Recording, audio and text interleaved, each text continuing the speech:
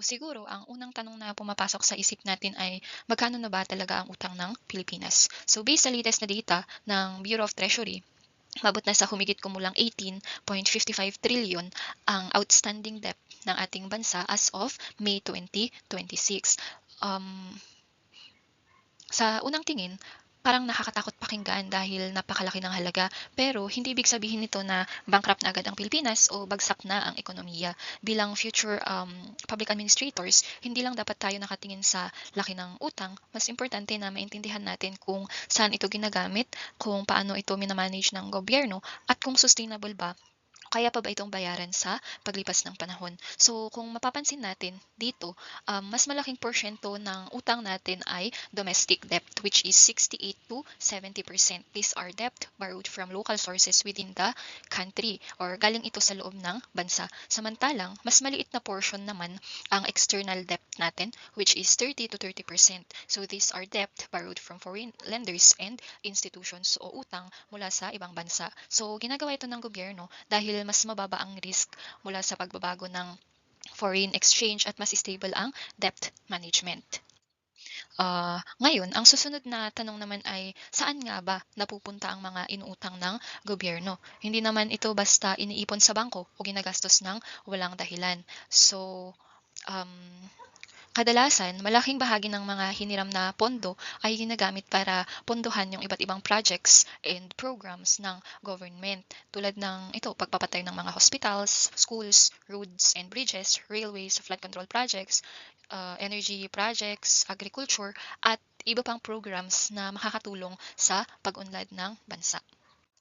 So, where does the Philippines borrow money from? Kanino ba nangungutang ang Pilipinas? So, hindi lang iisang source ang pinanggagalingan ng utang ng ating bansa. So, meron tayong domestic borrowing. So, sa loob ng bansa, nanghihiram ang gobyerno sa pamamagitan ng treasury bills, ng treasury bonds at retail treasury bonds. Ang mga ito is binibili ng mga bangko, ng GSIS, SSS, insurance companies, at maging ng mga ordinaryong Pilipino na gustong mag-invest. Sa external borrowing naman o sa labas ng bansa, nanghihiram ang gobyerno sa mga international organizations tulad ng ADB, Asian Development Bank, World Bank at JICA. Nag-i-issue rin ang Pilipinas ng international bonds na binibili naman ng mga foreign investors. So ang pagkakaroon ng iba't ibang lenders at investors is nakakatulong para mas balanse yung debt portfolio ng bansa at maiwasan yung risk na dulot ng pagdedepende sa iisang source.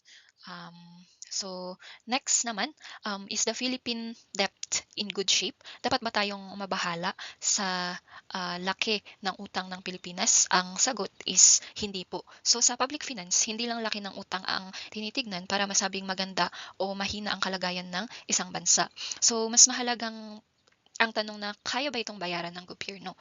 Kung patuloy na lumalaki ang ekonomiya natin, tumataas ang nakokolektang buwis at maayos ang pagmamanage sa utang, mas nagiging manageable ang pagbabayad sa utang ng ating bansa. Kaya naman, gumagamit ang Department of Finance, Bureau of Treasury at BSP, Bangko Sentral ng Pilipinas, ng iba't ibang indicators para masukat ang fiscal health ng Pilipinas. So, unang indicator is yung debt to GDP ratio. So, sinusukat nito kung gaano kalaki ang utang ng bansa compared sa laki ng ating ekonomiya o gross domestic product. So, sa madaling salita, tinitignan nito kung sapat ba ang income ng ekonomiya natin para masuportahan at mabayaran ang ating mga utang. Second naman is yung debt sustainability. Ito naman ang nagme-measure kung kaya bang bayaran ng gobyerno ang mga utang nito, hindi lang ngayon kundi pati sa mga susunod na taon nang hindi naapektuhan ang pagbibigay ng mga basic services tulad ng education, healthcare, at infrastructure. Third indicator is the sovereign credit rating. So maaari natin itong isipin bilang credit score ng isang bansa. So kapag mataas ang credit rating ng Pilipinas, mas nagtitiwala ang mga investors at lenders dahil dito mas madali tayong makahiram at kadalasan ay mas mababa rin ang interes na babayaran ng gobyerno. And lastly is yung ability to pay. Tinitignan dito kung sapat ba ang kita ng gobyerno, lalo na ang tax collection, kung maayos ba ang pagmamanage ng pondo ng bansa. Kung malakas ang kita at maayos ang financial management, mas mataas ang kakayahan nating magbayad ng utang. So ngayon na may idea na tayo tungkol sa utang ng Pilipinas, kung gaano ito kalaki, kung saan ito ginagamit, kung paano ito sinusukat or mini-measure, mas madali madali na nating maintindihan yung topic natin, which is yung public debt. So, ang public debt ay tumutukoy sa kabuuang utang ng pamahalaan. So, nabubuo ito kapag mas malaki yung gastos ng gobyerno kaysa sa kinikita nito mula sa taxes na kinukolekta at iba pang sources of revenue. So, sabi dito, government borrowing when expenditures exceed revenues. Kapag hindi sapat ang pondo para tustusan ang lahat ng programs, projects at services ng gobyerno, kinakailangan nitong mangutang para mapunan ang kakulangan sa budget. So, next naman is yung public debt management. So, this is the process of planning, borrowing, managing, and repaying government debt at the lowest possible cost while maintaining acceptable levels of risk. Yan. So, hindi lang ito basta tungkol sa pangungutang, kundi tungkol din sa tamang pagmamanage ng mga utang upang maging responsable at sustainable yung paggamit sa pondo. So, meron tayo ditong mga objectives. First is yung ensure sufficient financing. Ibig sabihin, tinitiyak ng gobyerno na may sapat na pondo para may pagpatuloy yung mga programs, projects at services na kailangan ng mga mamamayan. Next is yung minimize borrowing cost. So, hanggat maaari, gusto ng gobyerno na makautang sa mas mababang interest rates at mas magandang loan terms para mas maliit ang gastos sa pagbabayad ng utang. Third is yung reduce financial risk. Dito naman, layunin ng gobyerno na mabawasan yung mga risk na maaaring makaapekto sa utang tulad ng pagbabago sa interest rate o foreign exchange rates. And next is yung maintain debt sustainability. So, tinitiyak na ang utang ng bansa ay kaya pa ring bayaran, hindi lang ngayon, kundi pati sa mga susunod na taon. And lastly, support economic development. Ang mga inutang ng gobyerno ay dapat gamitin sa mga projects na may pakinabang sa bansa tulad ng ayun nga yung mga nabanggit kanina, pagpapatayo ng mga kalsada, ng mga hospital, ng mga schools at iba pang infrastructure na makakatulong sa paglago ng ating ekonomiya. So, next naman, ito naman po yung dalawang uri ng utang ng gobyerno. We have here the internal debt and external debt. So, yung internal debt, ito yung utang na nanggagaling sa loob ng bansa. So, nanghihiram yung gobyerno mula sa mga local lenders tulad ng mga bangko, GSIS, SSS, um, insurance companies, at maging sa mga ordinaryong Pilipino na bumibili ng government securities. So, dahil Philippine peso ang ginagamit sa pangungutang at pagbabayad, mas mababa yung foreign exchange risk. Ibig sabihin, hindi gaanong naapektuhan ang halaga ng utang kahit magbago ang value ng piso laban sa ibang currency. Ang external debt naman is ito yung mga utang na nanggagaling sa ibang bansa o yung mga international lenders tulad ng yung World Bank, Asian Development Bank at JICA. So, kadalasan yung mga utang na ito is nasa foreign currency siya, tulad ng US dollar or yen. Kaya kapag humina ang halaga ng piso, mas lumalaki rin yung halaga ng babayarang utang kapag kino-convert sa Philippine peso. Ito ang dahilan kung bakit mas mataas ang foreign exchange risk ng external debt. So, ito naman, so pag-usapan naman natin yung debt sustainability analysis or yung DSA. Yung debt sustainability analysis, isa siyang assessment na ginagamit ng gobyerno para malaman kung manageable pa ba ang utang ng bansa at kung kaya pa ba itong bayaran.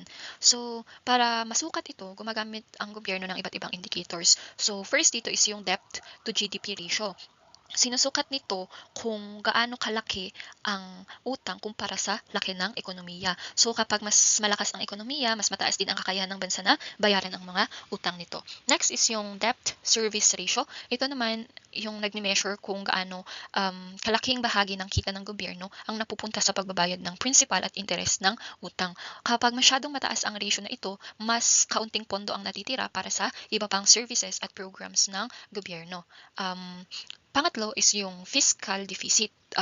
Minimeasure naman nito kung mas malaki ba ang gastos ng gobyerno kaysa sa kinikita nito sa loob ng isang taon. So kapag tuloy-tuloy ang malaking deficit, maaaring mangailangan pa ang gobyerno ng karagdagang pangungutang. And lastly is yung primary balance. So tinitignan dito kung sapat ba ang kita ng gobyerno para tustusan ang mga gastusin nito.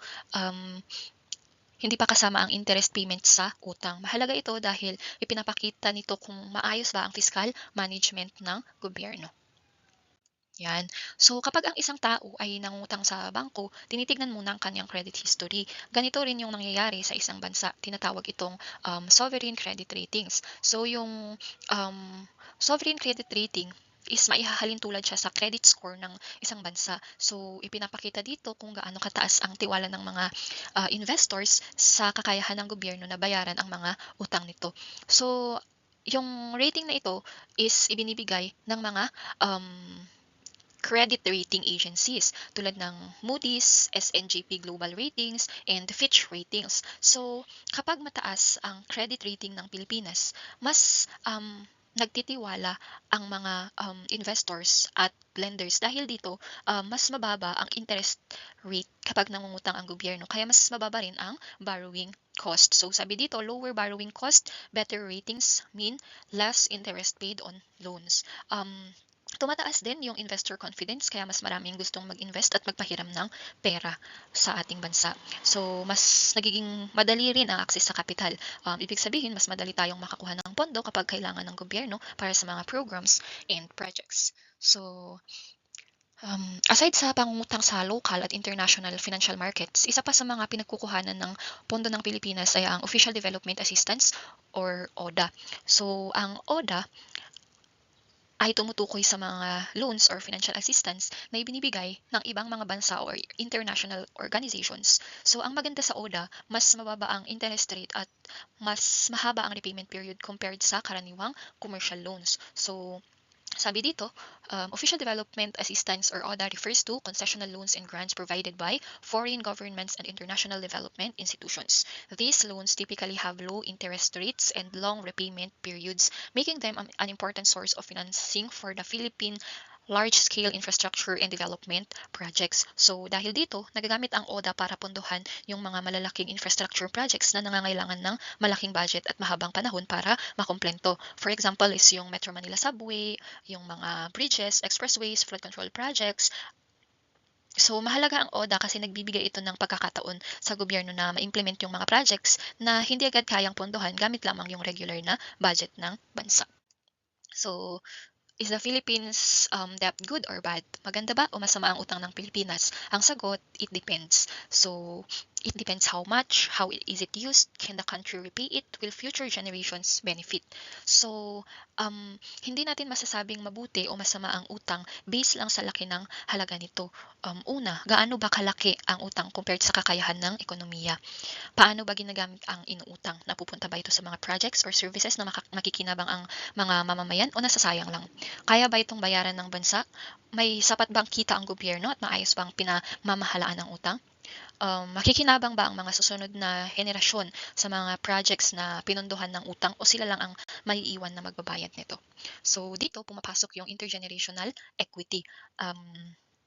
Sinasabi dito na yung mga desisyong ginagawa natin ngayon ay hindi dapat maging pabigat sa susunod na henerasyon.